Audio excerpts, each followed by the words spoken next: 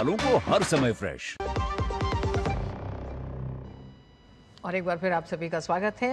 हम लगातार बात कर रहे हैं प्रधानमंत्री की इटली यात्रा को लेकर। आज दूसरा दिन है, अंतिम पड़ाव है 5 देशों की यात्रा का, जिसमें बेहद महत्वपूर्ण समझौते हुए हैं। इन समझौतों में जहां तमाम ऐसे सामरिक मुद्दे हैं, तो वहीं एक जो सॉफ्ट पावर भारत की है उसके भी कई ऐसे बड़े मसले हैं जिन्हें लेके समझौते हुए हैं। उसी में एक आयुर्वेद भी है। हमारे साथ वरिष्ठ मेहमान जुड़े हुए हैं, professor Gulshan Sachdeva, school of international studies JNU से। प्रोफेसर साहब, जहां हम बहुत ही इस तरह के मुद्दों की लगातार बात कर रहे हैं जो दो देशों की रक्षा सुरक्षा से जुड़ा है और उनके रोजगार से जुड़ा हुआ है, वहीं एक ऐसा बड़े मसला है आयुर्वेद। एक ये मुद्दा ऐसा है जिस आयुर्वेद ने भारत की उस ताकत को, उस पद्धति को कोविड के दौर से लेकर अभी तक दुनिया से पहचान कराई। और क्या आपको लगता है कि आयुर्वेद को लेकर जो एक बड़ा समझौता हुआ है, इसमें ये जो प्रमोशन करेगा Indian Ayurvedic knowledge on global level, और साथ ही साथ इंस्टीट्यूशनल लिंकेजेस दोनों देशों के बीच में बढ़ेंगे, यानी छात्रों का आना जाना होगा, तो किस तरह से ये रोजगार भी उपलब्ध कराएगा और आयुर्वेद के उस दायरे को और मजबूत करेगा? जी, ये इनफैक्ट ये कुछ ऐसे मुद्दे हैं जो मुझे लगता है जिसके ऊपर भारत सरकार ने पिछले कुछ सालों में खास जो है ध्यान दिया है और उसको प्रमोट करने की कोशिश कर रहे हैं। भारत में, आप बिल्कुल सही कहा, भारत में हम सब लोग जानते हैं आयुर्वेद को, हम उसको यूज करते हैं और उसके जो भी उसके जो पॉजिटिव चीजें हैं हमको पता है उसके बारे में। लेकिन उसको एक एक एक तरीके से ग्लोबल, उसको एक गुड बनाना, उसको ग्लोबली वहां पे उसको लेके जाना, और उसको दो तरीके हैं उसके। एक तो ये है कि अगर आप उसको एज ए मेडिसिन लेके जाते हैं आयुर्वेद को, तब वो उसकी एक दूसरी उसकी दिक्कतें आती हैं। तब उसके अंदर पूरा उसका जो है मेडिसिन का जो है, जो भी उसके कायदे कानून किसी भी दूसरे देश के अंदर होते हैं, तो उसको बिल्कुल उस कायदे कानून के अंदर से अगर आपको दवाई के तौर पे अगर आप उसको यूज करना चाहते हैं, अगर आप उसको एज ए लाइफस्टाइल के चीज़ों में लेके जाते हैं, तो वो उसका शायद कुछ थोड़ी सी रिस्ट्रिक्शन कम रहती है, तो उसको भी आप प्रमोट कर सकते हैं। तो मुझे लगता है धीरे धीरे एक पूरा एक इंस्टीट्यूशनल ढांचा जो है भारत का वो तैयार हो रहा है, जिसमें क्योंकि ये भारत की एक बहुत बड़ी शक्ति है। और ये सिर्फ इनफैक्ट भारत की ही शक्ति नहीं है, मुझे लगता है कि इस तरह के जो सारे परंपरागत जो जिस तरीके से हम अपने आप को जो दवाइयाँ जो चीज़ें यूज़ करते रहे हैं पहले से, या जो हमारी औषधियाँ हम यूज़ करते रहे हैं, वो और भी तीसरी दुनिया के बहुत से देश हैं वहाँ पे इसी तरह की चीज़ें होती हैं। चीन ने भी अपने जो प्रोफेसर चाइनीज गुलशन, भारत ने आयुर्वेद को लेकर पिछले 10 साल में काफी काम किया है, जिसमें जी उसे जी एविडेंस बेस्ड बनाया गया है। और हम जी जी जानते हैं कि किस तरह से गुजरात में बाकायदा जामनगर में WHO का ग्लोबल ट्रेडिशनल मेडिसिन सेंटर स्थापित किया गया है, जो पारंपरिक चिकित्सा को का और वैज्ञानिक अध्ययन कराता रोजगार है। भी काफी मिला है लोगों को। कई सारे भारत के लोग, चाहे यूरोप के देश हों या अमेरिका की हम बात करें या दूसरे देशों की बात करें, वो जाकर वहाँ पर योगा सिखा रहे हैं, वहाँ पर आयुर्वेद, वहाँ पर उससे इलाज कर रहे हैं लोगों का। तो ये काफ़ी पिछले हम 10 साल में देख रहे हैं कि ये योगा, आयुर्वेदा, ये जो सॉफ्ट पावर भारत की है, ये काफ़ी मजबूत बनकर उभरी है। जी, बिल्कुल अब उभरी है। इनफैक्ट एक तो ये भी एक तो भारत की सॉफ्ट पावर है, भारत की पहचान बनाता है। दूसरी बात है, जैसा आपने सही कहा, ये अपने आप में एक बहुत बड़ा उद्योग के रूप में भी उभर रहा है, और बिल्कुल। उसमें आपके निर्यात बढ़ेंगे, उसके बाद भारत की अलग से पहचान बनेगी, और बहुत से लोगों को इससे रोजगार मिलेगा। और उसका फायदा, जो कई ऐसी चीजें हैं, कई ऐसी बीमारियां हैं जिसका कोई, मुझे लगता है कि जल्दी से कोई उसका हल मिलता नहीं है, तो आयुर्वेद में कई बार ऐसा है कि उन चीज़ों का भी इनके पास उनका इलाज है। लेकिन आप उसके बारे में अगर किसी किस्म की कोई शंका किसी के विदेशी के दिमाग में रहती है, तो उसको दूर करना भी हमारा एक एक तरीके से ये हमारा जिम्मेवारी है। और ये सारा प्रमोशन जब हम करते हैं, हम उनको एक साइंटिफिक तरीके से बताने की कोशिश कर रहे हैं।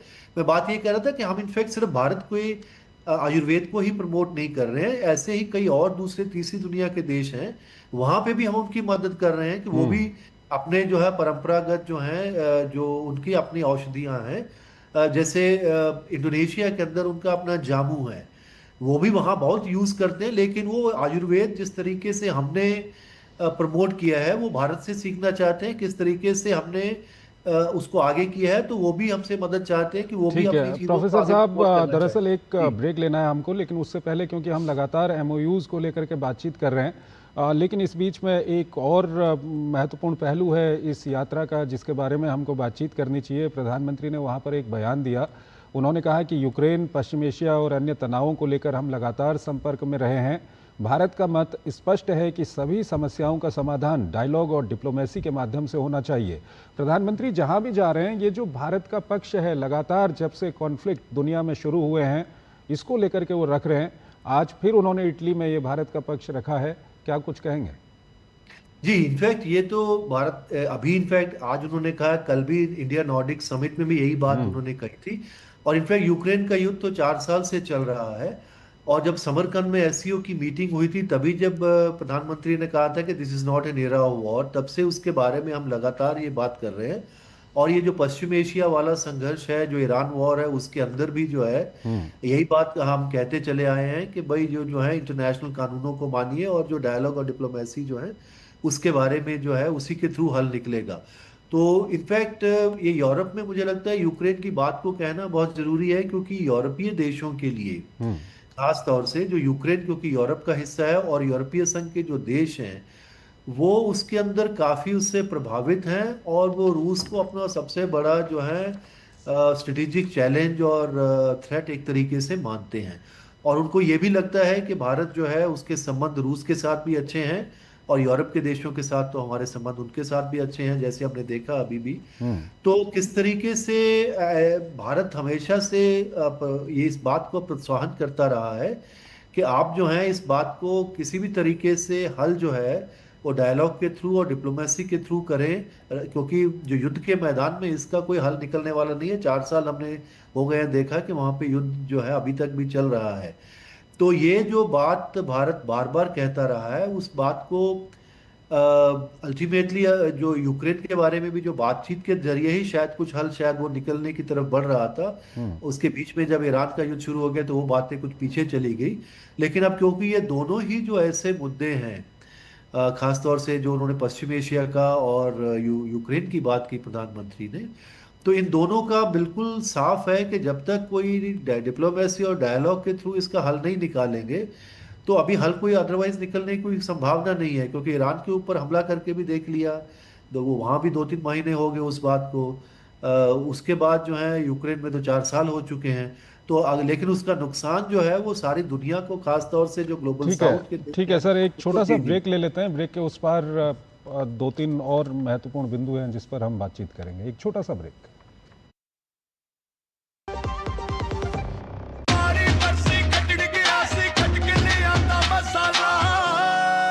मसाला ओए, छोलिए दा या लोबिए दा, पंजाबी छोले दा या पिंडी चने दा। अब छोलिया हो या लोबिया, पंजाबी छोले या पिंडी चने, सब कुछ मजेदार बने।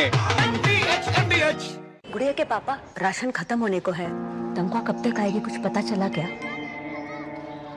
लो, नाम लिया, तनख्वाह हाजिर। बहुत बढ़िया। अभी भेजते हैं। ये लो चॉकलेट। खुश? भाभी जी 1200 हुए, कैश या खाते में लिख लो? Digital payment. भारत करता है डिजिटल भुगतान। हर लेन देन अब है आसान।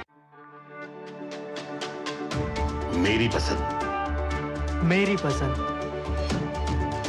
मेरी पसंद, मेरी पसंद, हमारी पसंद। हम सबकी पसंद। मजबूत देश का मजबूत सरिया हो गया स्टील। सर, हमने भी म्यूचुअल फंड्स में एसआईपी शुरू कर दी है। पर मार्केट की समझना बाउंसर जा रही है। आप कैसे कर लेते हो? मैं धीरज को अपने साथ रखता हूँ। म्यूचुअल फंड्स में लॉन्ग टर्म गोल पे फोकस करो, और एसआईपी करते वक्त धीरज को अपने साथ रखो, तो लॉन्ग टर्म से फोकस हटाने का नहीं, और म्यूचुअल फंड्स है सही। म्यूचुअल फंड निवेश बाजार जोखिमों के अधीन है। योजना से जुड़े सभी दस्तावेजों को ध्यान से पढ़ें। मास्टर जी नमस्ते, 2 ड्रेसेस बनानी है, ठीक है? ऐसा कुछ। लेकिन मास्टर जी 4 दिन में पार्टी है, बन जाएगी ना पक्का? हो जाएगा। कैसे? फैशन चेंजेस हमेशा, उषा हमेशा। गोल्डी छोले मसाले, जहाँ जाएं रिश्ते बन रहे हैं। गोल्डी लाए हैं फ्रेश लॉक टेक्नोलॉजी, जो रखे मसालों को हर समय फ्रेश। और हम लगातार बात कर रहे हैं प्रधानमंत्री नरेंद्र मोदी की इटली यात्रा से जुड़े तमाम पहलुओं की, दोनों देशों के बीच हुए समझौतों की, और साथ ही साथ बात कर रहे हैं कि किस तरह से समझौतों के साथ भारत और इटली आने वाले समय में दोनों ही देशों की विकास यात्रा को और मजबूत कर रहे हैं, आगे बढ़ा रहे हैं। हमारे साथ वरिष्ठ मेहमान प्रोफेसर गुलशन सचदेवा भी लगातार बने हुए हैं school of international studies JNU से। प्रोफेसर साहब, बातचीत को आगे बढ़ाते हैं, लेकिन उससे पहले एक बात जिसकी लगातार चर्चा हो रही है, शीर्ष नेताओं की केमिस्ट्री। हमने देखा कि आज जब जॉइंट स्टेटमेंट की शुरुआत हुई तो प्रधानमंत्री मेलोनी ने बहुत साफ जिक्र किया कि 2.5 साल में 7 मुलाकातों ने किस तरह से आपसी विश्वास को भी मजबूत किया है। शीर्ष नेताओं के बीच की केमिस्ट्री को क्या आप मानते हैं कि ब्यूरोक्रेसी से ज्यादा जनता, दोनों देशों की जनता के बीच में एक बड़ा संदेश जाता है कि दो देश किस तरह से नजदीक हैं और आपसी हितों को लेकर साथ चलेंगे, जिसमें जनता शामिल है, क्योंकि पीपल टू पीपल कनेक्ट दो देशों के संबंधों के कई मायनों में आधार भी होता है। जी, इनफैक्ट ये बात सही है कि नेताओं के बीच में आपस में अगर उनकी कोई खास केमिस्ट्री है, उसका निश्चित तौर से संबंधों को फायदा होता है, और कई बार अगर वो संबंध उनके केमिस्ट्री अच्छी नहीं है तो उसका नुकसान भी हो सकता है। लेकिन ओवरऑल मुझे लगता है कि किसी भी दो देशों के अंदर अगर चीज़ें अगर आगे बढ़ती हैं तो वो उन दोनों के जो आपस के अपने जो हित हैं, क्योंकि जब तक हित आपस में नहीं मिलेंगे तो सिर्फ केमिस्ट्री से बात आगे नहीं बढ़ती है। तो ये जो उसको डेफिनेटली वो फैसिलिटेट कर सकते हैं उन चीज़ों को, कई चीज़ों को एक्सपीडाइट कर सकते हैं हम। कई चीज़ें ब्यूरोक्रेसी में फंस जाती हैं, उसको अगर शीर्ष नेताओं का आपस में अगर सीधी उनके अंदर बातचीत है तो कई बार वो जैसे कोई ट्रेड एग्रीमेंट्स हैं, दूसरी चीज़ें हैं, उनको जल्दी से निपटवा सकते हैं। लेकिन एक मुख्य बिंदु उसका ये है कि भारत के, इटली के या किसी भी देश के आपस में जब तक हमारे जो है हित नहीं मिलेंगे तो आगे चीजें बढ़ना सिर्फ केमिस्ट्री से शामिल नहीं होता है। जैसे मैं पहले बता रहा था, भारत है, इटली है, वही है, लेकिन 12 साल तक क्योंकि दिक्कत थी हमारे अगर संबंधों के अंदर, तो वो दिक्कतें जब तक वो दूर नहीं हुई उनको, तो उसके बाद से संबंध आगे बढ़ने शुरू हो गए हैं। लेकिन मैं उसके ये नहीं कह रहा हूं कि जो नेता हैं हमारे या किसी भी और देश के नेता हैं उनकी उसके अंदर कोई योगदान नहीं है। वो एक बहुत महत्वपूर्ण योगदान अदा करते हैं, लेकिन उसके पहले जो एक बेस है हमारा, वो अगर मजबूत है तो उसके अंदर इन चीज़ों का बहुत जल्दी से फैसिलिटेट चीज़ें हो सकती हैं। प्रोफेसर गुलशन, क्या आप ये भी मानते हैं कि आतंकवाद जैसे एक तरह से इसको जटिल मसला इसलिए कहें कि हमने दुनिया में बहुत से ऐसे देश देखे हैं कि आतंकवाद से ग्रस्त हुए लेकिन आतंकवाद पे कोई सख्त कदम नहीं उठाया, कोई सख्त कदम नहीं लिया, कि आतंकवाद को किस तरह से कई बार हथियार के तौर पर गुड टेररिज्म, बैड टेररिज्म जैसी परिभाषाएं भी उन्हीं देशों की तरफ से आई, क्योंकि जो आतंकवाद से पीड़ित भी हैं लेकिन आतंकवाद का कहीं ना कहीं बचाव करते दिखाई दिए कई मोर्चों पर। ऐसे में दो नेताओं की केमिस्ट्री, और जब हम ये मानते हैं कि दो राष्ट्र नजदीक होते हैं, तो प्रधानमंत्री और प्रधानमंत्री मेलोनी, दोनों ही प्रधानमंत्रियों ने इस बात को माना कि आतंकवाद का सिर्फ भर्त्सना करना एक मजबूत लोकतंत्र की जिम्मेदारी नहीं है, उसके वित्त पोषण पे कड़ा प्रहार करने की जरूरत है। ये फिलहाल हम आपको ये दृश्य दिखा रहे हैं, दोनों देशों के बीच में जो MOU वहाँ पर हुए हैं उसके ये दृश्य आ रहे हैं, और कई समझौता ज्ञापनों पर वहाँ पर हस्ताक्षर हुए हैं। ये दृश्य हम आपको दिखा रहे हैं, काफ़ी महत्वपूर्ण वहाँ पर समझौते हुए हैं जिनके बारे में अभी हमने बातचीत भी की, उसके ये आप दृश्य देख सकते हैं।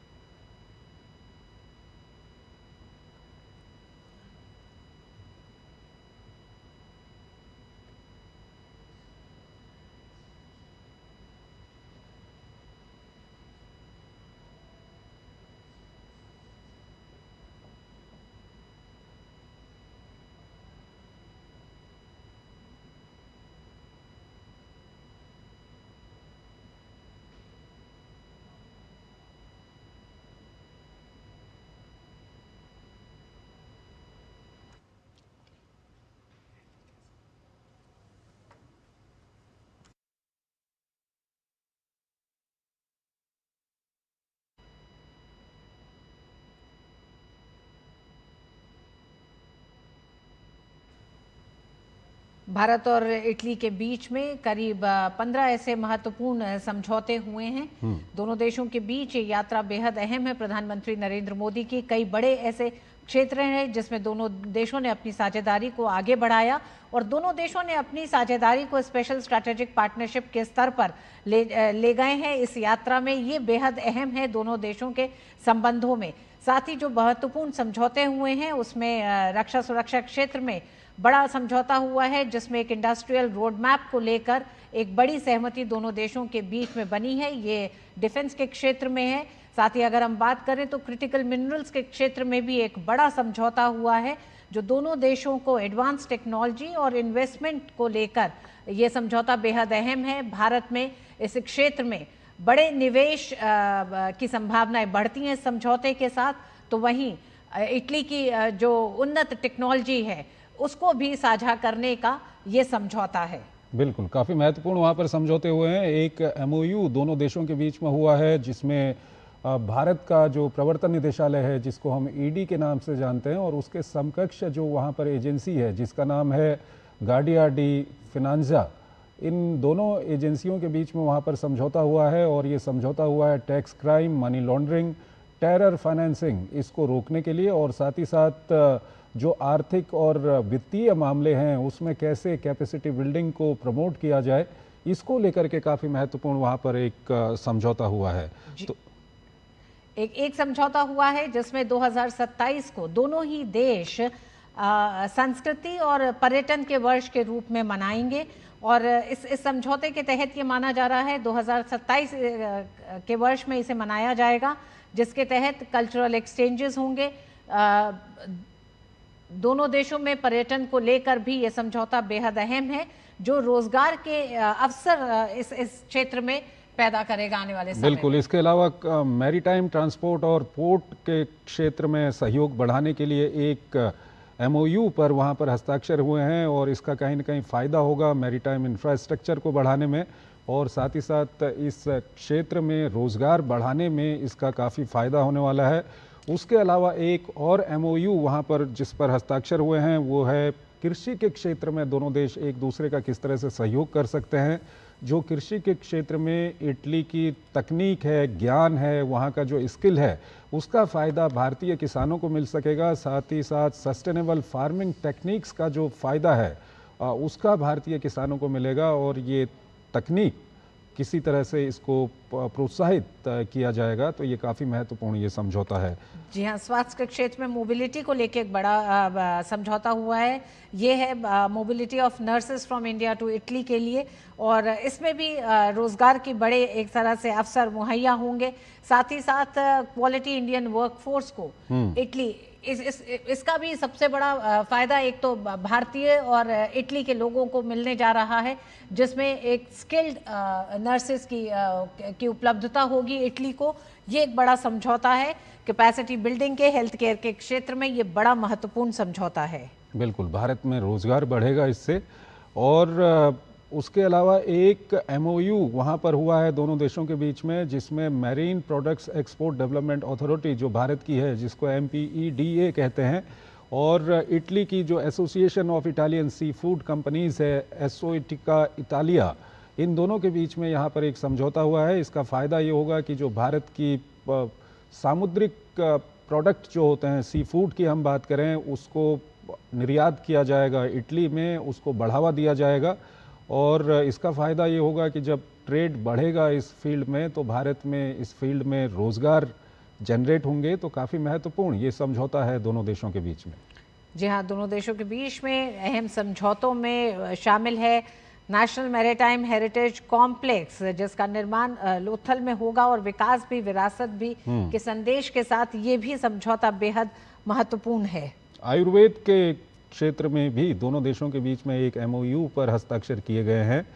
जो भारत का आयुर्वेद है, भारत का आयुर्वेद को लेकर के जो ज्ञान है इससे वो विश्व पटल पर जाएगा और दोनों देशों के जो संस्थान हैं स्वास्थ्य से जुड़े हुए वो आयुर्वेद को लेकर के एक दूसरे के साथ जानकारी साझा करेंगे। तो काफ़ी महत्वपूर्ण ये समझौता है।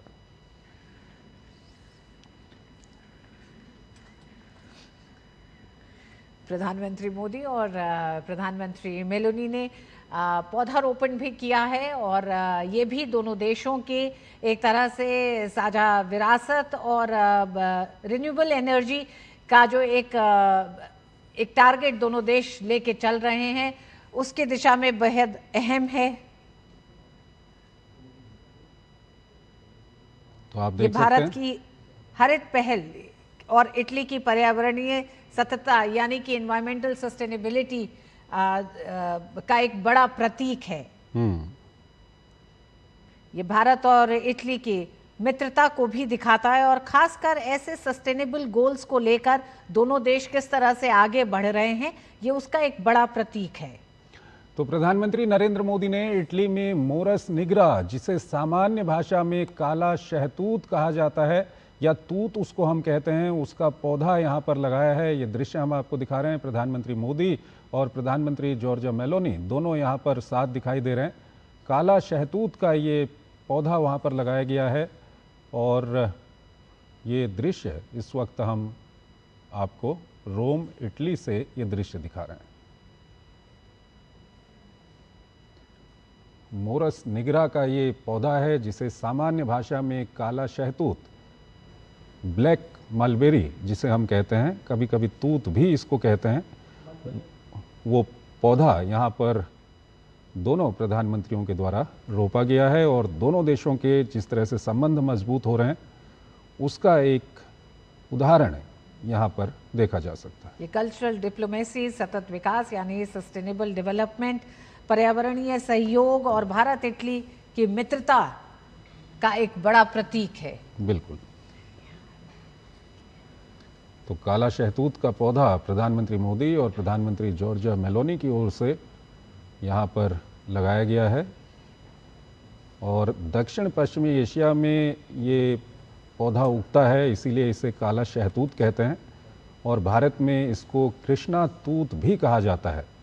बेहद मीठे, रसीले और गहरे बैंगनी रंग के ये फल देता है और इटली में इसका उपयोग शानदार डिज़र्ट यानी कि मीठा बनाने के लिए किया जाता है। वहीं भारत में आयुर्वेद और यूनानी जैसी पारंपरिक चिकित्सा प्रणालियों में इसका बहुत अधिक महत्व है। तो ये दोनों देशों के लिए काफ़ी महत्व रखता है ये पौधा और दोनों प्रधानमंत्रियों की ओर से रोम में इस पौधे को लगाना दोनों देशों के जिस तरह से संबंध मजबूत हो रहे हैं उसका एक प्रतीक ये पौधा यहाँ पर है। तो आपने देखा प्रधानमंत्री नरेंद्र मोदी ने इटली में मोरस निग्रा, जिसे सामान्य भाषा में काला शहतूत या तूत कहा जाता है, का पौधारोपण किया है और मोरस निग्रा भारत और इटली को मुख्य रूप से खान पान, औषधीय और सांस्कृतिक मूल्यों के माध्यम से आपस में जोड़ता है। वृक्षारोपण को लेकर प्रधानमंत्री का एक बड़ा प्रयास और अभियान रहा है, एक पेड़ मां के नाम, और हमने देखा कि किस तरह से इस पूरे अभियान ने पर्यावरण को लेकर लोगों को संवेदनशील भी बनाया, जागरूक भी किया है। और इटली में हमने देखा प्रधानमंत्री नरेंद्र मोदी ने प्रधानमंत्री मेलोनी के साथ मोरस निग्रा का पौधारोपण किया है। भारत और इटली को मुख्य रूप से खान पान और औषधीय और सांस्कृतिक मूल्यों के माध्यम से आपस में जोड़ता है। दक्षिण पश्चिमी एशिया में उपज होने के कारण काला शहतूत, जिसे भारत में कृष्णा तूत भी कहा जाता है, बेहद मीठे, रसीले और गहरे बैंगनी रंग के फल देता है। ये इटली में इसका उपयोग एक शानदार डेजर्ट यानी खाने के बाद मतलब मीठा खाने के लिए इसका इस्तेमाल किया जाता है। वहीं भारत में आयुर्वेद और यूनानी जैसी पारंपरिक चिकित्सा प्रणालियों में इसका बहुत अधिक महत्व है। पर्यावरण के लिहाज से भी ये काफ़ी महत्वपूर्ण है और आपको जानकारी देते हैं कि आज दोनों देशों के बीच में एक MOU भी हुआ है जिसमें IITM पुणे और CMCC इटली के बीच में ये MOU हुआ है, जिसका मकसद जलवायु परिवर्तन पर रिसर्च करना है। ये काफ़ी महत्वपूर्ण है और दोनों देशों के जो जलवायु परिवर्तन से जुड़े हुए संस्थान हैं उसके बीच में विद्यार्थियों का आदान प्रदान ये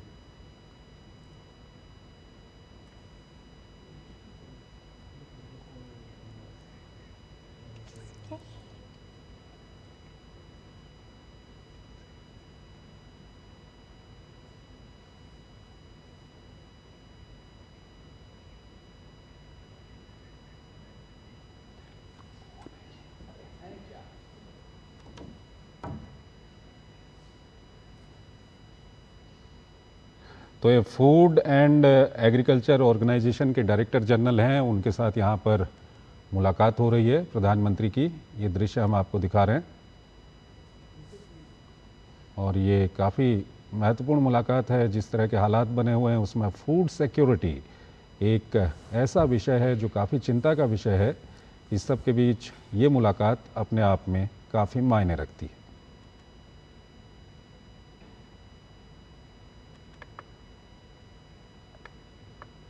प्रधानमंत्री नरेंद्र मोदी इटली यात्रा के दौरान खाद्य एवं कृषि संगठन के मुख्यालय पहुंचे।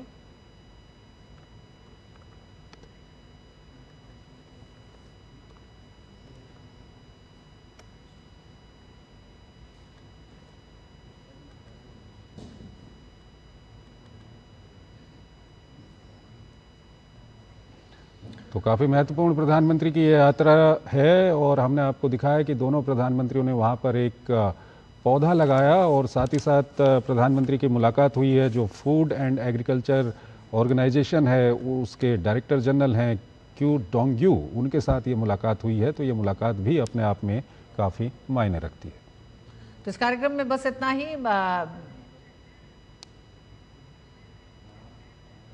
और लगातार हम आपको बता रहे हैं कि किस तरह से प्रधानमंत्री की इस यात्रा में महत्वपूर्ण समझौते हुए। समझौतों के साथ ही दोनों देशों ने 2029 तक किस तरह से एक पूरा रोड मैप तैयार किया है भारत और इटली की साझेदारी को आगे बढ़ाने के लिए। बिल्कुल, प्रोफेसर गुलशन सचदेवा हमारे साथ जुड़े हुए हैं, उनसे हम बातचीत करेंगे। प्रोफेसर सचदेवा, जो हमने वहाँ पर देखा कि जिस तरह से दोनों प्रधानमंत्रियों ने मिलकर वहाँ पर पौधा लगाया, उसके अलावा दोनों देशों के बीच में जो एग्रीमेंट हुए हैं, जो MOU साइन हुए हैं, उसके दृश्य भी हमने दिखाए। ये जो पौधा लगाने की परंपरा है, जो प्रधानमंत्री अधिकतर जब विदेशों में जाते हैं इसको निभाते हैं, और भारत में तो एक पेड़ माँ के नाम अभियान उन्होंने शुरू किया है। क्या कुछ कहेंगे इसको लेकर के? नहीं, इनफैक्ट ये तो इनफैक्ट अच्छी परंपरा भारत में भी है और मुझे लगता है क्योंकि यूरोप के अंदर इसका एक बहुत बड़ा संकेतात्मक मुझे लगता है एक उसका जो महत्व है, क्योंकि यूरोप के अंदर आप जानते हैं कि जो क्लाइमेट के बारे में एक बहुत बड़ी चिंता है और कई और दूसरे देशों के अलावा, कई और इलाकों के अलावा यूरोप में काफ़ी सिटीजन्स जो हैं, मेन पॉलिटिकल पार्टीज चाहे वो किसी भी विचारधारा से रखी हो, क्योंकि लोगों के इसके बारे में इतनी जागरूकता है तो वो उनके साथ हर पॉलिटिकल पार्टी को भी वहाँ पे उसको काफ़ी इसको तवज्जो देनी पड़ती है। और इसके अलावा मुझे लगता है यूरोप के देश ये भी मानते हैं, क्योंकि वो एक क्लाइमेट लीडरशिप जो है उनकी एम्बिशन है, वो भी जो क्लाइमेट नेगोशिएशन हमने देखा इतने सालों में होते रहे हैं, तो यूरोप उसमें एक अग्रणी भूमिका निभाता रहा है। लेकिन उनके यूरोप के देश और भारत की तरफ वो इसलिए भी देखते हैं क्योंकि उनको लगता है कि जो पूरी जो समस्या है जलवायु परिवर्तन की, उसका जब तक भारत जैसा बड़ा देश जो तेजी से उभरती हुई अर्थव्यवस्था है, सबसे बड़ा जनसंख्या इस देश के अंदर रहती है, अगर वो सकारात्मक तरीके से इस पूरी मुहिम के साथ नहीं जुड़ता है तो पूरी दुनिया की ये समस्या खत्म नहीं हो सकती है और उसके अंदर दिक्कतें चाहे जितने भी टारगेट हम रखते रहें। तो इसलिए जब भारत और ऐसे समय में जब हम देखते हैं कि अमेरिका में प्रेसिडेंट ट्रंप जो है इसका एक तरीके से मजाक उड़ाते हैं, पूरे पर्यावरण के बारे में जो भी बात होती है, जो भी इसके बारे में एक मूवमेंट की बात है, इसके बारे में जो भी क्लाइमेट मिटिगेशन की बात है, तो उसमें जब भारत जैसा देश, हमारी अपनी एक एम्बिशन है, हमारा अपना एक टारगेट है, जैसे यूरोप के देशों का 2050 नेट जीरो का टारगेट है, हमारा 2070 का टारगेट जो है, तो उस टारगेट को उनको लगता है कि भारत के साथ जुड़ने से अगर भारत अपने आप में भी उसको एक अपना रिन्यूएबल का और पूरा इस पूरे क्लाइमेट नेट जीरो की अपनी एक हमारी अपनी महत्वाकांक्षा है। इसी तरीके से क्योंकि यूरोप एक तो ये है कि उनके पास फाइनेंस है, काफ़ी समय से वो जो है उनका पूरा जैसे यूरोपियन ग्रीन डील का जो पूरा एक बड़ा पूरा पॉलिसी फ्रेमवर्क है, उसके अंदर से वो सारे जो उनके जो अपने टारगेट्स हैं और वो सबको अब हालांकि यूक्रेन संकट के चलते थोड़ी सी उसमें दिक्कतें आ रही हैं, लेकिन फिर भी उसमें काफ़ी वो मुझे लगता है वो उसके अंदर कमिटेड है। तो जब भारत जैसा देश भी उसके साथ जुड़ता है तो उनको शायद मुझे लगता है कि काफ़ी राहत मिलती है कि इतना बड़ा देश जो पहले हम ये मान के चलते थे कि जो विकासशील देश हैं, हमारे जैसे देश हैं, और जो विकसित देश जो यूरोप के देश हैं, उनके जो हमारी प्रॉब्लम्स हैं उनकी अलग किस्म की प्रॉब्लम्स हैं, और उन्होंने ही सारा जो पर्यावरण की दिक्कतें शुरू की हैं, क्योंकि इंडस्ट्रियलाइजेशन पहले वहाँ पे हुआ था। और हमारी जो है वो अलग चीज़ें, हम जैसे कॉमन बट डिफरेंशिएटेड रिस्पॉन्सिबिलिटीज़ की बात करते थे, लेकिन वो अब वो चीज़ें जो है काफ़ी बदल गई हैं, क्योंकि हम एक इनफैक्ट अब जितने भी यूरोप के देशों के साथ, अभी इटली वाले पूरे प्लान में भी आप देखेंगे, कल इंडो नॉर्डिक देश में तो खासतौर से इस बात के बारे में बात की गई थी, क्योंकि ये एक ऐसा एरिया है जो पूरी ग्रीन ट्रांजिशन है जो भारत के अंदर हो रही है। हमारा अपना एक प्रोग्राम है पूरा, 2030 तक हमारे अपने टारगेट्स हैं, पंचामृत का हमारी वो दूसरी बात है। यहाँ पर ये भी आपको सर आपको ये भी बताना चाहेंगे कि एक MOU भी यहाँ पर दोनों देशों के बीच में हस्ताक्षर हुआ है, जो IITM पुणे और CMCC इटली के बीच में, और इसका मकसद ही है कि जलवायु परिवर्तन को लेकर के और सस्टेनेबिलिटी को लेकर के रिसर्च करना, दोनों देशों के जो इंस्टीट्यूशनल लिंकेजेज है उसको बढ़ाना, फैकल्टी को, स्टूडेंट का एक्सचेंज, ये सब कितना ये मायने रखता है ये MOU इस वक्त पर? नहीं, इनफैक्ट ये सब MOUs है, इनफैक्ट एक तो बड़े तरीके से हमारा जो पूरा प्रोग्राम है, जो हमारी ग्रीन ट्रांजिशन है, और जो यूरोप की अपनी जो ग्रीन ट्रांजिशन है, उसमें हालांकि वो बात अलग है कि लेवल ऑफ डेवलपमेंट्स अलग है, उनकी अपने एनर्जी सिक्योरिटी की प्रॉब्लम्स अलग है, हमारी अलग किस्म की है, लेकिन फिर भी हम ये मान के चल रहे हैं कि दोनों एक दूसरे के साथ काफ़ी मिलजुल के काम कर सकते हैं। इनफैक्ट एक सबसे बड़ा बिंदु जो व्यापार के बाद, और मुझे लगता है डिफेंस के बाद, और इनफैक्ट डिफेंस से इवन पहले से भी, हम ये जो ग्रीन जो ट्रांजिशन हमारी है, सस्टेनेबिलिटी की जो बात हम कर रहे हैं, जलवायु परिवर्तन की बात कर रहे हैं, इसमें हमको लगता है कि यूरोप के देश हमारी काफ़ी इसके अंदर जो है मदद कर सकते हैं, खासतौर से तकनीक से, खासतौर से जिस तरीके का पॉलिसी फ्रेमवर्क वो अपने उन्होंने बनाया है पिछले 20-30 साल में। और हम जो क्लाइमेट फाइनेंस की भी बात करते हैं, हम उनसे वो भी मांग करते हैं कि आप फाइनेंस भी जो है उसके बिना आगे चीज़ें बढ़ना, उसके बारे में रिसर्च करना, उसके बारे में अनुसंधान करने के लिए भी जो संसाधन चाहिए वो हम एक दूसरे से मिलकर कर सकते हैं। लेकिन वो वही चीज़ें कई बार जैसे सीबैम जैसी बातें हैं जो जिसको एक हमारे बीच में एक मतभेद भी है, क्योंकि आप मानते हैं कि वो ऐसी चीज़ें जब शुरू करते हैं तो काफ़ी कई बार हमारे जो कुछ निर्यात है उनको दिक्कतें भी उससे आ सकती है। लेकिन एक अच्छी फिर भी मुझे लगता है कि पहले से जो एक दूसरे से हम ये मान के चलते थे कि उनकी दिक्कतें अलग है, हमारी दिक्कतें अलग है, हमारा इन देशों के साथ कोई इस बारे में बातचीत नहीं हो सकती है, क्योंकि हमारे बिल्कुल प्रायोरिटीज़ अलग हैं। उन चीज़ों से बदल के पिछले बहुत 10-12 साल में मुझे लगता है कि एक नई सोच उभरी है कि वो अलग भी हो सकते हैं, उनकी प्रायोरिटीज़, उनका डेवलपमेंट। और भारत में भी कई सारे रिफॉर्म हुए हैं, तो भारत को लेकर भी इन देशों की जो सोच है वो भी थोड़ा सा बदली है पहले से। बिल्कुल बदली है, तभी उसका ये नतीजा है कि ऐसे जो मुद्दे हैं जिनके बारे में हम पहले ये शायद सोच के चलते थे कि भारत और विकसित जितने भी देश हैं उनके साथ कोई बहुत ज़्यादा सहयोग इनमें नहीं हो सकता है। इनफैक्ट जितनी अंतर्राष्ट्रीय संस्थाएं थी उनके अंदर हम एक दूसरे के एक तरीके से प्रतिद्वंदी हुआ करते थे, जो भी वो चीज़ वो पेश करते थे हम उसको अपोज करते थे। जो तीसरी दुनिया के देश जिसमें भारत उसको अग्रणी भूमिका निभाता था उसमें उनको दिक्कतें होती थी, लेकिन हम बहुत से ऐसे मुद्दे हैं जिनमें दोनों बिल्कुल मिलके काम कर रहे हैं। तो एक ऐसी जो नई सोच मुझे लगता है उभरी है जिसमें हमारे लिए भी कुछ फ़ायदे उसके बहुत हैं, क्योंकि बहुत सी टेक्निक, बहुत से फाइनेंस, बहुत सी चीज़ें वहाँ से हमको मिल सकती हैं। इनफैक्ट जितने अगर हम देखते हैं कि यूरोपियन देशों के डेवलपमेंट प्रोजेक्ट्स अभी भारत के अंदर हैं, चाहे वो जर्मनी के हैं, इटली के हो, यूरोपियन संघ के हों, उनमें से 60-70% जो प्रोजेक्ट्स हैं वो रिन्यूएबल्स के साथ हैं या सस्टेनेबल अर्बनाइजेशन की जो बात कर रहे हैं उसके बारे में है। तो ये एक काफ़ी मुझे लगता है अच्छा संकेत देता है कि ये एक ऐसा मुद्दा है जिसमें भारत और यूरोप, क्योंकि ये पूरा वैश्विक मामला है, तो दोनों एक दूसरे को मिलके ये इसके बारे में इसको कुछ अच्छी भूमिका दोनों निभा सकते हैं। जी प्रोफेसर गुलशन हमारे साथ बने रहिएगा। वक्त एक छोटे से ब्रेक का है, ब्रेक के बाद लौटते हैं इसी चर्चा पे। घिसते तोड़ते कुटते गिरते नानी दादी का नाम याद आता है, हमको तो एक ही नाम याद आता है, इंडियन शाही पनीर मसाला। पनीर तो क्या मस्त बना डाला। इंडियश का असली शाही पनीर मसाला। वो असली मसाले सच सच इंडियन। जब कोई राह नजर न आए, नालसा का साथ पाए,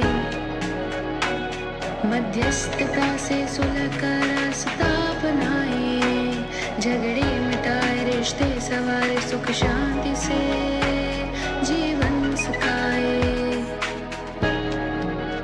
नालसा, न्याय सबके लिए। कानूनी सहायता के लिए कॉल कीजिए 1510 पर।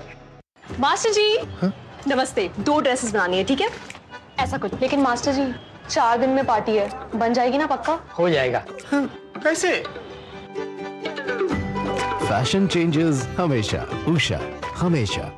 जब धरती चीर कर निकलता है लोहे का पत्थर और मिलता है मोंगिया के जोश से, फिर तपता है, पिघलता है और बनता है फौलाद।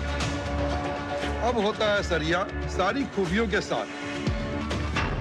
मोंगिया स्टील, मजबूत देश का मजबूत सरिया। गोल्डी छोले मसाले, जहाँ जाए रिश्ते बनाए। गोल्डी लाए हैं फ्रेश लॉक टेक्नोलॉजी, जो रखे मसालों को हर समय फ्रेश। और एक बार फिर आप सभी का स्वागत है। हम लगातार बात कर रहे हैं प्रधानमंत्री नरेंद्र मोदी की 5 देशों की यात्रा का। इटली अंतिम पड़ाव है और इटली में आज दिन भर जो द्विपक्षीय वार्ता हुई, समझौते हुए, साथ ही साथ प्रधानमंत्री ने पौधारोपण किया और अब से थोड़ी ही देर पहले प्रधानमंत्री फूड एंड एग्रीकल्चर ऑर्गेनाइजेशन जो रोम में है वहां भी पहुंचे हैं।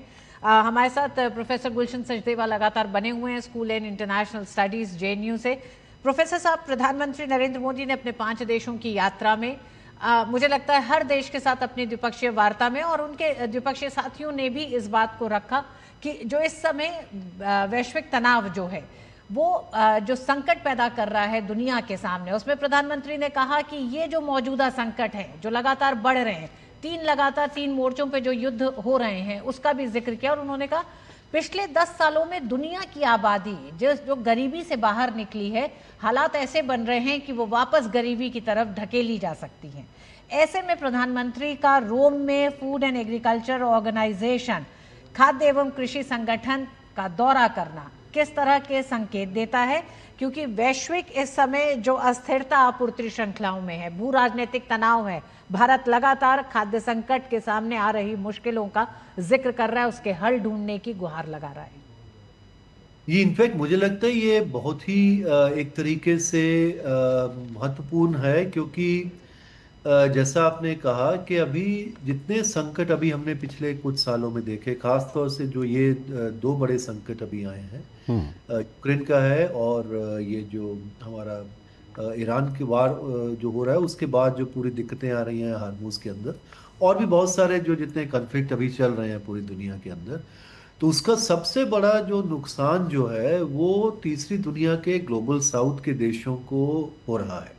हालांकि उसकी दिक्कतें भले यूरोप के देशों को भी हो, क्योंकि वो भी उनकी भी 50% जो है वो ऊर्जा बाहर से आती है, तो अगर कीमतें बढ़ती हैं तो निश्चित तौर से उनको भी दिक्कत है, लेकिन फिर भी उनके पास साधन है, वो उसको झेल सकते हैं।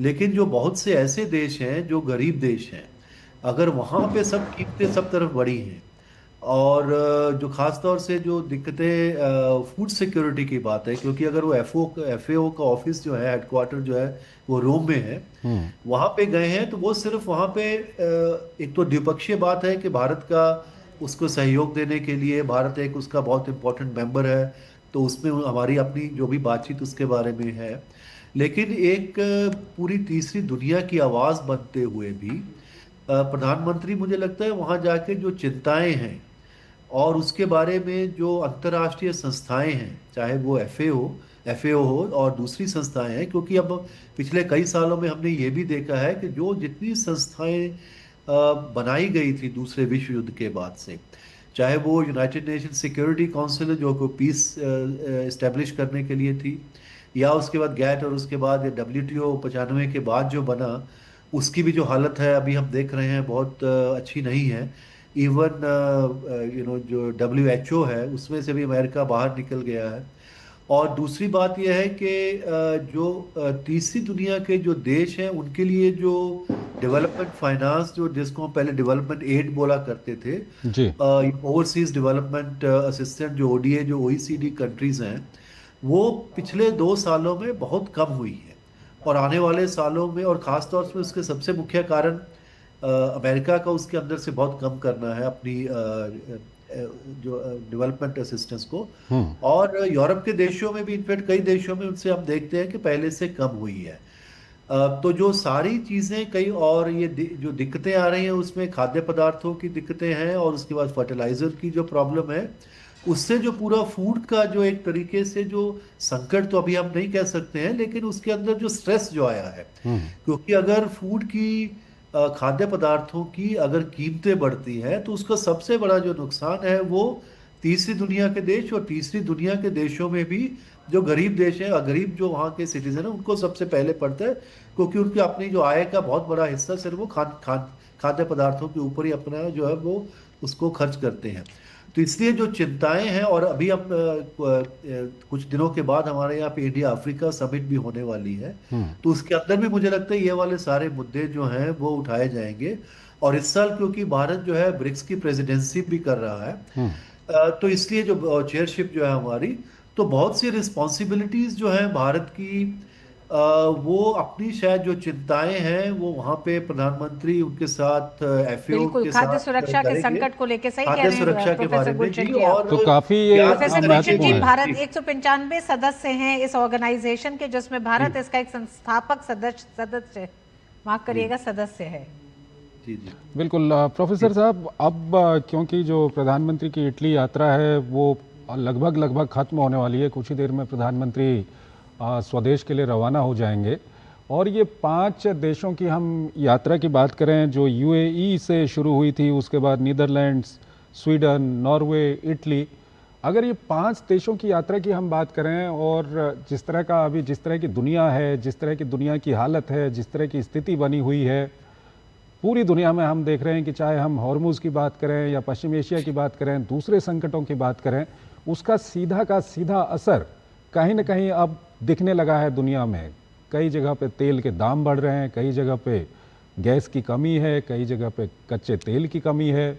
ऐसे में इन 5 देशों की यात्रा किस तरह से आप इसका विश्लेषण करना चाहेंगे? इनफैक्ट ये 5 देशों की जो यात्रा है, मुझे लगता है उसके 2 मुख्य पड़ाव हैं। एक तो जो पश्चिम एशिया में पहले यूएई में जब प्रधानमंत्री गए थे, तो एक तो ये है कि भारत और यूएई की अपनी एक बहुत अच्छी साझेदारी पिछले कुछ सालों में बनी है, जिसमें बहुत बड़ा हमारे लोग 5 मिलियन के करीब वहाँ पे रहते हैं, और सबसे काफ़ी बड़ा हमारा व्यापार का जो है वो साथी है।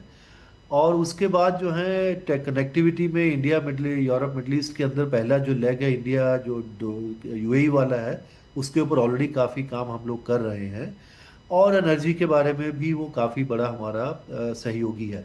तो इसलिए, और जो पूरी जो वहाँ और इस पूरे जो संकट से काफ़ी तरीके से जो ग्रस्त है वो यूएई भी रहा है। तो मुझे लगता है कि भारत के प्रधानमंत्री का वहाँ जाना, वहाँ पे उनके साथ बातचीत करके, और उनके किसी तरीके की भी जो मदद वहाँ पे भारत की तरफ से हो सकती है, किसी तरीके का भी रोल जो भारत वहाँ पे, क्योंकि अभी फिलहाल जो वहाँ दिक्कतें हैं पश्चिम एशिया में, वो एक स्टेट ऑफ हार्मूज की बात है, या उसके बारे में सीज फायर जो है उसको कंटिन्यूएशन की बात है, या फिर बड़े जो न्यूक्लियर मुद्दा वगैरह जिसके बारे में बात कर रहे हैं। लेकिन लॉन्ग टर्म में जो जिस तरीके की वहाँ पे नया इकोनॉमिक एंड सिक्योरिटी आर्किटेक्चर बनेगा, उसके अंदर भारत और यूएई उसके अंदर एक अच्छी दोनों मिलके भूमिका निभा सकते हैं। तो वो एक उनका छोटा वहाँ पे पड़ाव था, लेकिन एक अच्छा संदेश वहाँ पे देके वो चले गए थे। लेकिन जो बाकी सारे जो उनकी यात्रा थी नीदरलैंड, स्वीडन और ओस्लो एंड इटली में, वो एक तरीके से यूरोप को मुझे लगता है उन्होंने कवर किया है काफी अच्छे तरीके से। हमारे वो जितने भी जो संबंध हैं वहाँ पे, आप देखें चारों के चारों देशों में जब वो गए हैं, दोनों देशों को स्ट्रेटेजिक पार्टनरशिप का दर्जा दिया गया वहाँ पे, नीदरलैंड्स को और स्वीडन को, और इटली में उसको स्पेशल अपग्रेड किया गया है, और इवन जो इंडिया नॉर्डिक समिट को भी स्पेशल उसको एक फोकस जो है वो दिया गया है स्ट्रेटेजिक पार्टनरशिप की तरफ से। और इवन नॉर्वे के साथ भी हमने ग्रीन पार्टनरशिप की बात की है और डेनमार्क के साथ हमारी पहले से ही ग्रीन पार्टनरशिप थी। तो एक वो पूरा जो यूरोप का जो हमारा एक तरीके से जो खाका है जिसके अंदर हम उनको डील कर रहे हैं, और 2 महीने 3 महीने पहले हमारी जो यहाँ पे इंडिया EU की भी समिट हुई थी जिसके अंदर ट्रेड एग्रीमेंट की भी बात हमने आगे बढ़ाई है जी। तो उसी को आगे बढ़ाते हुए हम यूरोप में उनसे बात कर रहे हैं और उसके बाद जो है अलग अलग कंट्रीज में स्ट्रेटेजिक पार्टनरशिप और बढ़ाई है हमने अब कई देशों के साथ इसमें, और एक सेक्टर स्पेसिफिक पार्टनरशिप भी हम डेवलप कर रहे हैं, और एक स्मूथ जैसे नॉर्डिक का जो कहीं ना कहीं जो एक ट्रेड की हम बात करें या उसके अलावा एनर्जी सिक्योरिटी की बात करें, भारत की कहीं ना कहीं मजबूरी बन गई है ट्रेड में भी एनर्जी सिक्योरिटी में भी कि डाइवर्सिफाई किया जाए।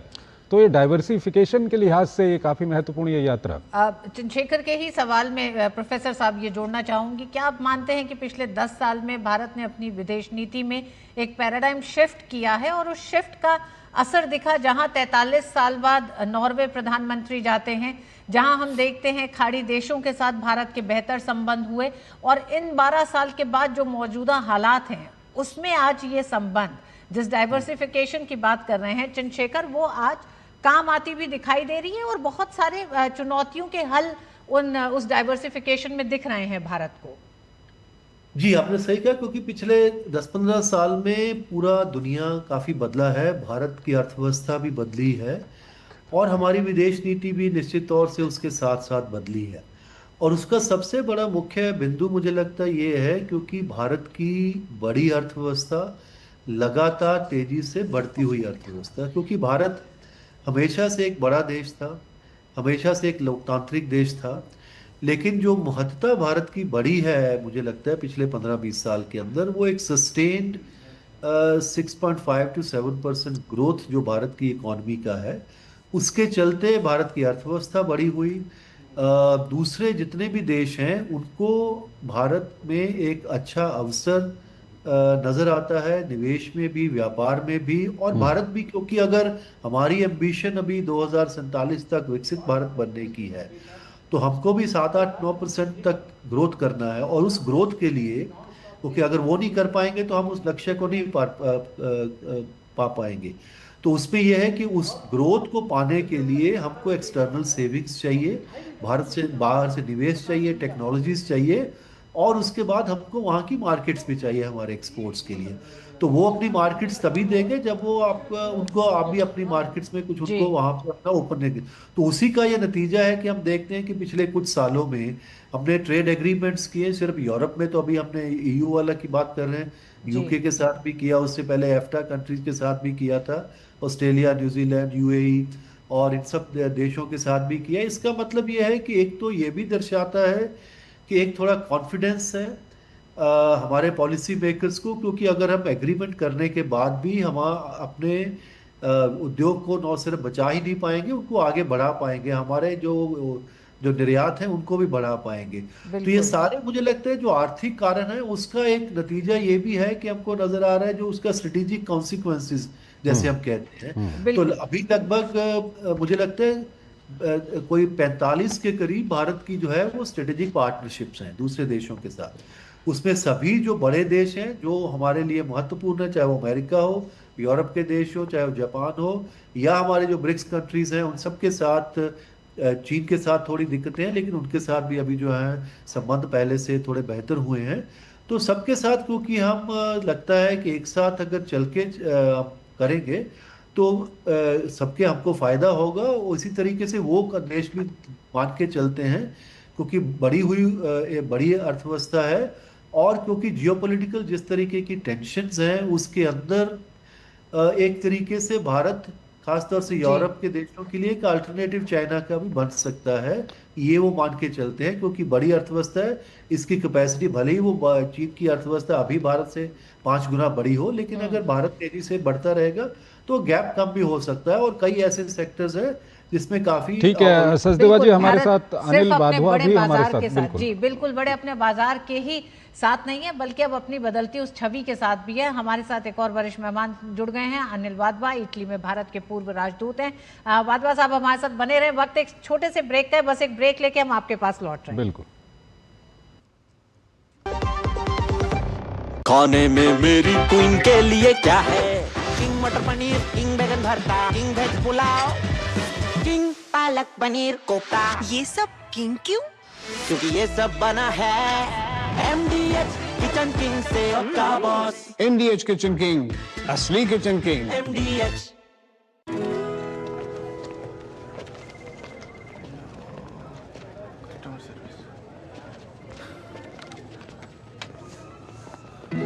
मैडम, ये KYC अपडेट के लिए मुझे बार बार मैसेज क्यों आ रहा है? क्योंकि बैंकिंग सेवाओं के लिए निर्धारित समय पर KYC अपडेट करवाना चाहिए। होगा कैसे? बैठिए, समझाती हूँ। अगर आपके पहचान या पते में कोई बदलाव नहीं है, तो अपने बैंक या ATM या बिजनेस करेस्पॉन्डेंट यानी BC के पास जाएं। या बैंक में रजिस्टर्ड ईमेल या मोबाइल नंबर या मोबाइल बैंकिंग ऐप या पत्र द्वारा उसका डिक्लेरेशन दें। और अगर कोई बदलाव है तो ऐसे में पहचान और पते का नवीनतम प्रमाण दिखाएं। अपना खाता सक्रिय रखकर बैंकिंग सेवाओं का लाभ उठाएं। बस।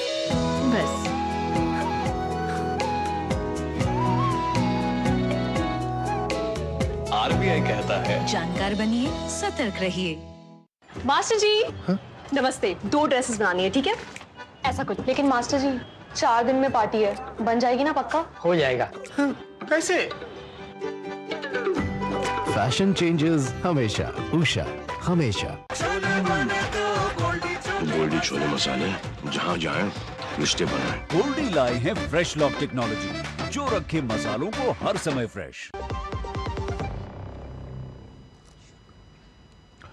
स्वागत है आपका। ब्रेक के बाद प्रधानमंत्री नरेंद्र मोदी इटली की यात्रा पर हैं और लगातार प्रधानमंत्री की इटली यात्रा पर हम बातचीत कर रहे हैं। हमारे साथ 2 खास मेहमान यहाँ पर अभी जुड़े हुए हैं। अनिल वाधवा हमारे साथ जुड़ रहे हैं, इटली में भारत के पूर्व राजदूत रह चुके हैं। प्रोफेसर गुलशन सचदेवा हमारे साथ जुड़े हुए हैं, school of international studies JNU से। सबसे पहले अनिल वाधवा जी, आपसे हम जानना चाहेंगे, प्रधानमंत्री की आज की जो इटली की यात्रा है उसमें अभी तक जो कार्यक्रम हो चुके हैं, दोनों देशों के बीच में प्रतिनिधिमंडल स्तर की वार्ता हो चुकी है, MOU कई सारे दोनों देशों के बीच में वहाँ पर हस्ताक्षर हो चुके हैं। किस तरह से आप देखते हैं जो प्रधानमंत्री की इटली की यात्रा है और इसके जो आउटकम हैं अभी तक? देखिए, ये यात्रा, इसका मुख्य उद्देश्य भारत इटली संबंधों को स्पेशल स्ट्रेटेजिक पार्टनरशिप के स्तर तक ऊपर उठाना था। वो तो हो चुका है, लेकिन व्यापार और जो नवाचार है उसमें भी गहरे सहयोग और भारत और मध्य पूर्व यूरोप आर्थिक गलियारा, जिसको IMEC बोलते हैं, उसकी प्रगति पर सहमति मजबूत कराना था। तो इस दौरान हमने देखा कि आज दूसरे भी कई MOU की नीतिगत घोषणाएं हुई हैं। उनमें से परिवहन है, उच्च शिक्षा है, संस्कृति है, अपराध नियंत्रण है और आर्थिक वित्तीय अपराधों के खिलाफ सहयोग के क्षेत्र, ये सभी शामिल हुए हैं। मुझे लगता है कि जो $20 बिलियन ट्रेड को बढ़ाने का एक लक्ष्य रखा गया है, उससे भारत के निर्यात, इंफ्रास्ट्रक्चर और टेक्नोलॉजी, इन सभी को बल आगे मिलेगा और ये सभी जो भारत और इटली के संबंध हैं उनको और सुदृढ़ करने में सहायता देंगे। IMEC की हम बात करें सर, तो IMEC को थोड़ा सा, क्योंकि हम चाहेंगे हमारे दर्शकों को भी थोड़ा सा IMEC के बारे में आप बताइए और इटली कितना महत्वपूर्ण है इसके लिए। तो IMEC जो है वो भारत, मध्य पूर्व और यूरोप के बीच में एक बहुआयामी आर्थिक गलियारा है, जिसमें रेल, सड़क और समुद्री मार्ग तीनों शामिल हैं। और 2023 में G20 के दौरान भारत, यूरोपियन संघ, फ्रांस, जर्मनी, इटली, सऊदी अरब, UAE और अमेरिका ने इस MOU पर हस्ताक्षर किए थे। तो इसमें कई सारे इसके कंपोनेंट्स हैं। सबसे पहले व्यापार मार्गों का विविधीकरण का एक कंपोनेंट है। तो IMEC सुएज नहर पर भारत यूरोप माल ढुलाई की निर्भरता कम करता है, कम करेगा, जिससे हमारे जैसे रेड सी है, उसमें जो संकट आते हैं उसके समय भी एक और विकल्प भारत को मिलेगा। और फिर IMEC के पारगमन समय से लगभग 40% तक और लॉजिस्टिक्स लागत 30% तक कम होने की उम्मीद है, जिससे भारतीय निर्यात प्रतिस्पर्धा को और ज़्यादा बल मिलेगा। और उसके साथ साथ जो सप्लाई चेन्स जिसको हम बोलते हैं, आपूर्ति श्रृंखला, उसकी मजबूती करेगा। क्योंकि इसमें सप्लाई चेन में भारत को इसलिए मदद मिलेगी क्योंकि जो अंतर्राष्ट्रीय व्यापार और निवेश वगैरह है उसके लिए ये एक आकर्षक ऑल्टरनेटिव बन सकता है, क्योंकि अभी तक BRI सभी देशों के लिए एक ऑल्टरनेट था, लेकिन अब ये दूसरा ऑल्टरनेट भी शुरू हो गया है। ठीक है अनिल वर्मा जी, प्रधानमंत्री मेलोनी ने कहा कि इकोनॉमिक इकोसिस्टम दोनों देशों के जो हैं एक दूसरे के लिए कॉम्प्लीमेंट्री हैं और आने वाले समय के लिए 2029 तक का 20 बिलियन यूरो का टारगेट रखा है दोनों देशों ने। तो किस तरह से खासकर अगर हम रोजगार की बात करें, युवाओं के लिए बात करें कि नई अपॉर्चुनिटीज, इनोवेशन को लेकर दोनों देश सहमत हुए हैं कि जल्दी ही भारत और इटली इनोवेशन सेंटर पर लगातार काम कर रहे हैं, तो आने वाले समय में वो भी स्थापित होने जा रहा है। तो दोनों देशों की साझेदारी एक नए स्तर पर पहुंची है। किस तरह से नए अवसर भारत के लिए? देखिए, इनोवेशन सेंटर के ऊपर इटली काफ़ी समय से कोशिश कर रहा है कि इसको स्थापित कर सके, क्योंकि इटली की तरफ से ये कोशिश रही है कि जो नई टेक्नोलॉजीज़ हैं और जो इनोवेशन में इटली की जो महारता है उसको कैसे भारत में आगे बढ़ाया जाए। भारत की तरफ से जब ये सेंटर खुल जाएगा तो उसमें कोलैबोरेशन में काफ़ी हद तक मदद मिलेगी, क्योंकि भारत में भी इनोवेशन का दौर है और जो हम देख रहे हैं कि काफ़ी एरियाज़ में स्टार्टअप्स बहुत अच्छा कर रहे हैं, कुछ यूनिकॉर्न भी बच चुके हैं जी। और भारत और इटली के बीच में जो साइंटिफिक संबंध है वो भी काफ़ी डेवलप्ड हो चुके हैं, साइंस एंड टेक्नोलॉजी में भी हो चुके हैं और डिज़ाइन में भी काफ़ी जो ऑटोमोबाइल कंपनियां हैं भारत की वो इटली में सक्रिय रही हैं। तो इनोवेशन सेंटर की अब बहुत ज़रूरत है और इसको आगे कैसे ले जाया जाएगा ये देखने वाली बात है। इटली के पास कुछ प्रस्ताव हैं और भारत को उनको मैच करना पड़ेगा। एम्बेसडर बाधवा, आपसे ये भी जानना चाहेंगे, क्योंकि डिफेंस की अगर हम बात करें तो दोनों देशों के बीच में एक यहाँ पर एक रोड मैप बना हुआ है, उसमें कहीं ना कहीं ये बात हो रही है कि मिलकर डेवलप करेंगे जो एडवांस टेक्नोलॉजी की हम बात करें, और साथ ही साथ इंडिजीनियस कैपेसिटी बिल्डिंग की वहाँ पर बात हो रही है, डिफेंस कोऑपरेशन और एम्बेसडर बाधवा, अभी हम आपसे बात करेंगे। प्रधानमंत्री को इटली में वहाँ पर सम्मानित किया गया है, वो दृश्य हम आपको दिखाते हैं यहाँ पर।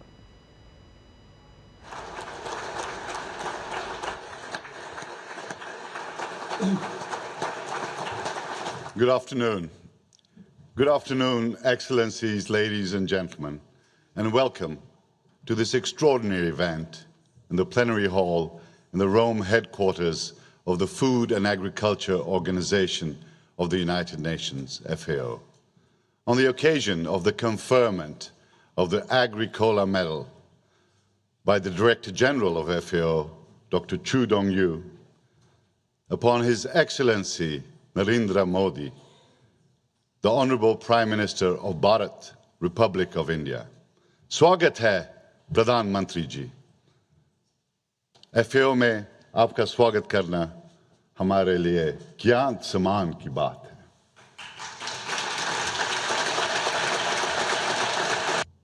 Prime Minister Modi has been a symbol of hope for India's rural masses. He envisioned a dawn of the self-reliance when the darkness of food insecurity still loomed over millions. Thank you, Your Excellencies, for leading India and by example the rest of the world towards a more food-secure tomorrow. It is, therefore, my distinct honor and privilege to confer upon Your Excellencies FAO Agricola Medal as a symbol that fight against hunger is the most noble mission of war. Congratulations, Honorable Prime Minister.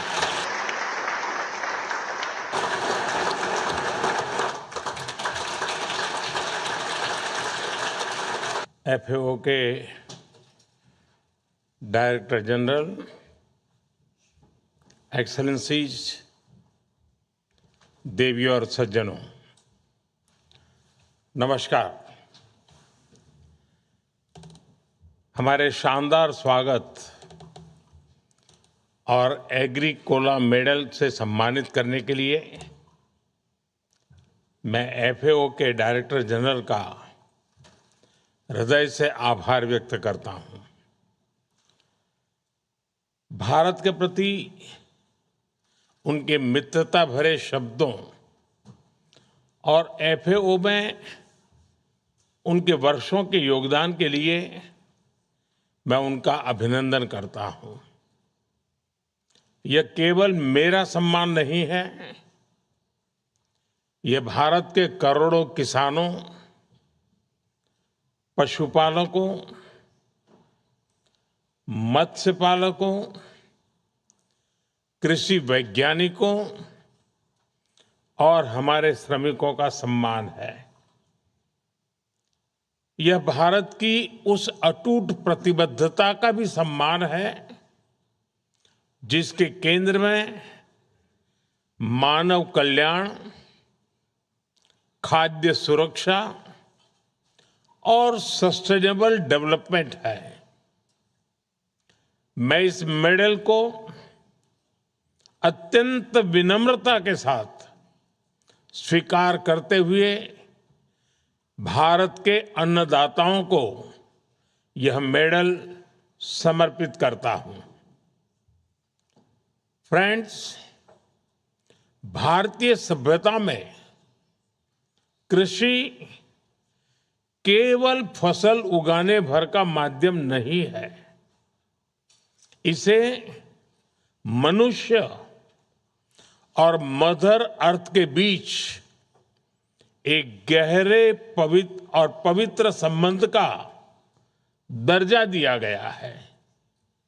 Bharat में कृषि जीवन की मूल धारा है, हमारी संस्कृति का अभिन्न अंग है, हमारे जीवन मूल्यों का प्रतिबिंब है।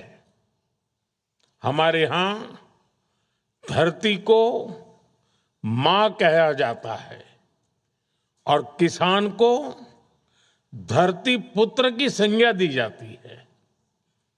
हजारों वर्ष पुराने यही मूल्य आज भी हमारे प्रयासों की प्रेरणा है। फ्रेंड्स, हजारों वर्षों की सीख और भारत की कृषि परंपरा के साथ आज हमारा देश एग्रीकल्चर सेक्टर में साइंस, टेक्नोलॉजी और इनोवेशन ड्रिवन अप्रोच को लेकर आगे बढ़ रहा है। हम सिर्फ प्रोडक्शन बढ़ाने के लिए ही नहीं, एक ऐसा फार्मिंग इकोसिस्टम बनाने के लिए भी काम कर रहे हैं जो सस्टेनेबल भी हो, क्लाइमेट रेजिलिएंट भी हो और फ्यूचर रेडी भी हो। और इसलिए पूरे भारत में साइंटिफिक एग्रीकल्चर को मिशन मोड में आगे बढ़ाया जा रहा है। सॉइल हेल्थ कार्ड की मदद से हम किसानों को मिट्टी की साइंटिफिक टेस्टिंग और न्यूट्रिएंट बेस्ड गाइडेंस दे रहे हैं। पर ड्रॉप मोर क्रॉप जैसे अभियान माइक्रो इरिगेशन और प्रिसीजन फार्मिंग को बढ़ावा दे रहे हैं ताकि किसानों को कम पानी में ज्यादा फसल मिल सके। फ्रेंड्स, टेक्नोलॉजी आज इंडियन एग्रीकल्चर की नई ताकत बन रही है। एग्रीस्टैक जैसे digital public infrastructure, AI based advisory systems, drones, remote sensing technologies और सेंसर बेस्ड मशीनरी भारत में खेती को स्मार्टर और डेटा ड्रिवन बना रहे हैं। आज गांव का छोटा किसान भी मोबाइल टेक्नोलॉजी के जरिए वेदर अपडेट्स, क्रॉप एडवाइजरी और मार्केट इंफॉर्मेशन तक पहुंच रहा है और भारत क्लाइमेट रेजिलिएंट एग्रीकल्चर पर भी तेजी से काम कर रहा है। पिछले 10 सालों में देश में लगभग 3000 क्लाइमेट रेजिलिएंट क्रॉप वैरायटीज विकसित की गई है। 3000। देश के करोड़ों किसानों को इससे लाभ मिल रहा है। साथियों, हम मानते हैं कि फ्यूचर ऑफ फार्मिंग केवल प्रोड्यूस मोर में नहीं बल्कि प्रोड्यूस बेटर में है। इसी सोच के साथ बायोडायवर्सिटी बढ़ाने और केमिकल फर्टिलाइजर पर डिपेंडेंस कम करने पर बल दिया जा रहा है। भारत का अनुभव दुनिया को यह दिखा रहा है कि स्केल और सस्टेनेबिलिटी साथ साथ चल सकते हैं। टेक्नोलॉजी और इंक्लूजन एक दूसरे को स्ट्रेंथन कर सकते हैं और science driven agriculture global food security का मजबूत आधार बन सकता है। फ्रेंड्स, आज भारत में कृषि का स्वरूप तेजी से बदल रहा है। भारत फूड सरप्लस नेशन होने के साथ साथ वैश्विक फूड सिक्योरिटी में भी महत्वपूर्ण योगदान दे रहा है। मिल्क और स्पाइस प्रोडक्शन में भारत सबसे आगे है। चावल, गेहूं, फ्रूट्स, वेजिटेबल्स और कॉटन के उत्पादन में भी भारत अग्रणी देशों में शामिल है। भारत के कृषि निर्यात 2020 में $35 बिलियन से बढ़कर पिछले वर्ष $51 बिलियन का आंकड़ा पार कर चुके हैं। फ्रेंड्स, ये उपलब्धियां इसलिए महत्वपूर्ण है क्योंकि भारत के पास विश्व की केवल 2.5% एग्रीकल्चर लैंड है, लेकिन दुनिया की 18% आबादी भारत में है। भारत का सफल अनुभव पूरे ग्लोबल साउथ को नए आत्मविश्वास के साथ आगे बढ़ने के लिए प्रेरित करता है। हमारे लिए फूड सिक्योरिटी केवल पॉलिसी मैटर नहीं है, यह मानवता के प्रति हमारी जिम्मेदारी है। फ्रेंड्स, भारत का एफएओ के साथ सहयोग दशकों पुराना है। हमें गर्व है कि डॉक्टर स्वामीनाथन और डॉक्टर बिनोय रंजन सेन जैसे महान वैज्ञानिकों ने एफएओ से जुड़कर वर्ल्ड फूड सिक्योरिटी में महत्वपूर्ण योगदान दिया है। भारत का हमेशा से मानना रहा है कि साइंस, पॉलिसी और ह्यूमन वैल्यूज जब साथ आते हैं तब इतिहास बदलता है। संस्थापक सदस्य के रूप में भारत ने एफओए के साथ मिलकर global food security, sustainable agriculture और हंगर फ्री वर्ल्ड के लक्ष्य को आगे बढ़ाने में सक्रिय भूमिका निभाई है। हमारी साझेदारी का सबसे अच्छा उदाहरण हमें इंटरनेशनल ईयर ऑफ मिलेट्स के दौरान देखने को मिला। FAO के सहयोग से दुनिया ने मिलेट्स की शक्ति को नए रूप में पहचाना। हम आगे भी कंधे से कंधा मिलाकर काम करते रहेंगे। और मैंने देखा है कि ज्यादातर मिलेट की जब मैं चर्चा करता हूं तब हर किसी का ध्यान इस बात पे जाता है न्यूट्रिशन पर, लेकिन मिलेट एक प्रकार से एनवायरमेंट फ्रेंडली क्रॉप है।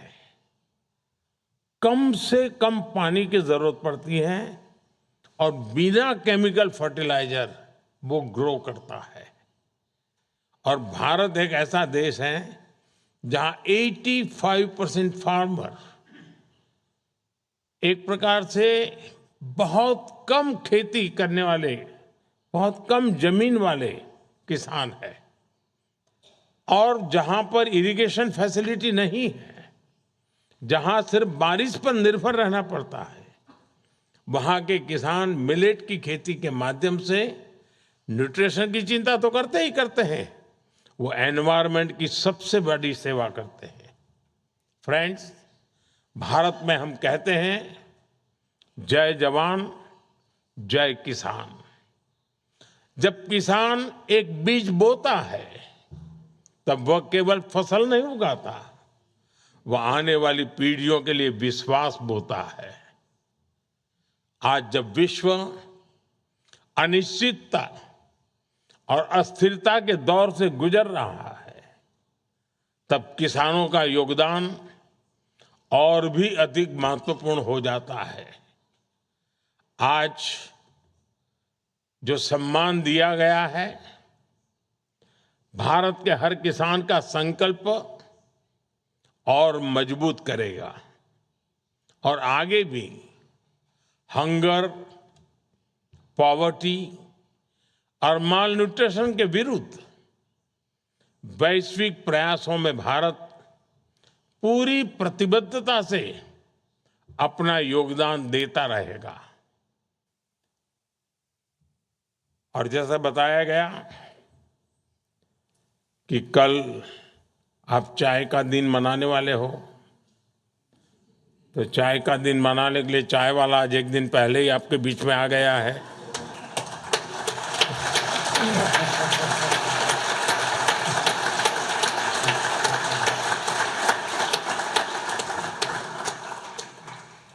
और भारत की चाय की वैरायटी भी बहुत है और भारत की चाय की ताकत भी बहुत है।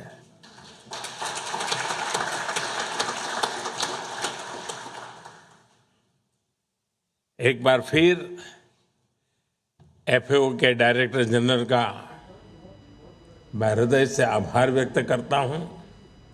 आप सबका भी मैं बहुत बहुत अभिनंदन करता हूं। बहुत बहुत धन्यवाद।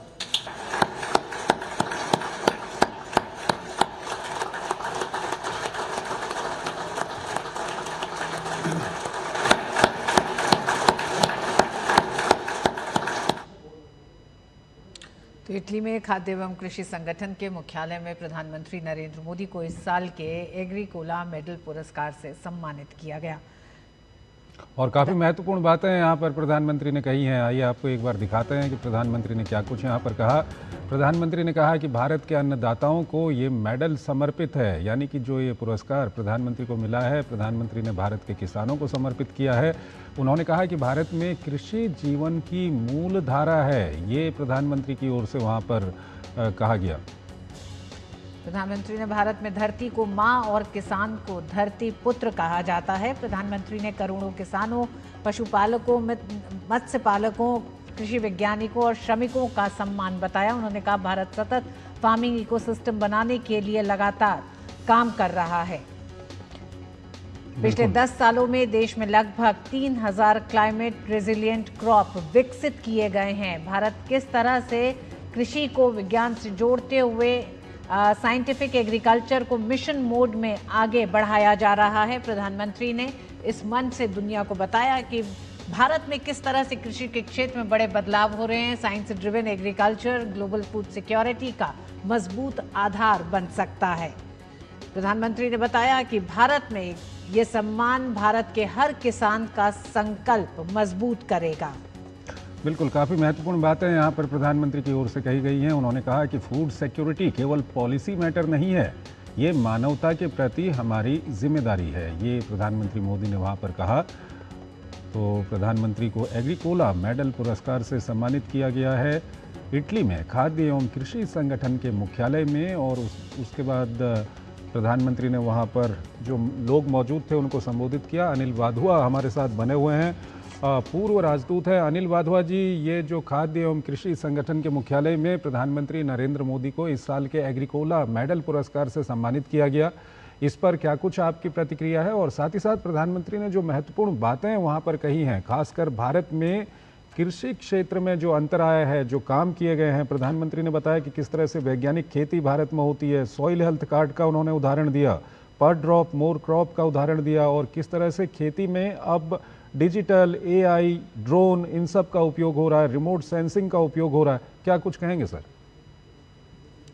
सबसे पहले मैं आपको ये एफएओ का जो सर्वोच्च सम्मान है, एफएओ एग्रीकोला मेडल, इसके ऊपर कुछ बताना चाहूँगा, क्योंकि ये आमतौर पर उन राष्ट्रीय या अंतर्राष्ट्रीय नेताओं को दिया जाता है जिन्होंने खाद्य सुरक्षा और कृषि आधारित विकास और उसके पोषण में ऐतिहासिक योगदान दिया हो।